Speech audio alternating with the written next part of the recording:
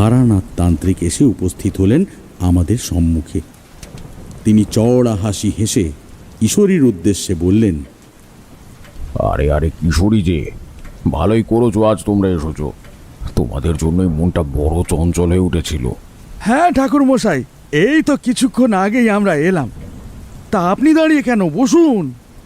ঠাকুর মশাই এবার আমাদের সামনে তক্তপোষের উপর এসে বসলেন।